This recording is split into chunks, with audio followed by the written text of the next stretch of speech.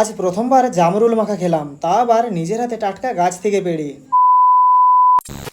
রাধে রাধে। তো আজ আবার অনেকদিন পর ফিরলাম গ্রামীণ লাইফস্টাইলের একটা ছোট্ট মিনি ব্লগ নিয়ে। তো আজ সকাল সকাল বেরিয়ে পড়েছিলাম টিউশন পড়াতে, তারপর চলে আসি টিউশনে, তারপর টিউশন পড়িয়ে আবার ঘরে ফিরে স্নান করে একটু ফাঁকের দিকে বেরিয়েছিলাম। আর আজকে রোদ গরমটাও কিন্তু প্রচন্ড, এই গরমের মধ্যে না ঠান্ডা ঠান্ডা কিছু খেলে দারুণ লাগে। তো তাই এখন যাচ্ছি একটা দাদাদের বাড়িতে আইসক্রিম কিনতে। এই যে দেখো কত রকমের আইসক্রিম, এখান থেকে নিলাম এই যে দুটো আইসক্রিম। আর দেখো এই দাদাদের বাড়িতেই রয়েছে জামরুল গাছ, এই যে গাছটাতে কত ফুল ধরেছে। আর এই ছোট গাছটাতে কিন্তু জামরুল রয়েছে, যদিও এখনো পুরোপুরি পাকেনি, তবু এই 4টে জামরুল পেড়ে নিলাম। চলো এবার ঘরে গিয়ে মাখা করা যাক। বাড়িতে এসে প্রথমে আইসক্রিমটা খেয়ে নিলাম। সত্যি বলছি এই রোদ গরমে ঠান্ডা ঠান্ডা আইসক্রিম খেয়ে শরীরটা একদম ঠান্ডা হয়ে গেল। এরপর বসে বললাম জামরুল মাখা করতে। প্রথমেই বলে রাখি আমি জীবনেই প্রথমবার জামরুল মাখা খাচ্ছি, তা আবার টাটকা টাটকা নিজের হাতে গাছ থেকে পেড়ে। তো জামরুলগুলোকে ছোট ছোট করে পিস করে কেটে নিয়েছি, এরপর নুন আর লঙ্কা গুঁড়ো ভালো করে মাখিয়ে নিয়েছি। চলো এবার টেস্ট করে দেখি কেমন খেতে লাগে। তো বন্ধুরা আমি যতটা এক্সপেক্ট করেছিলাম সেরকমই লাগছে, তবে মিষ্টিটা একটু কম, কারণ জামরুলগুলো ঠিক করে এখনো পাকেনি।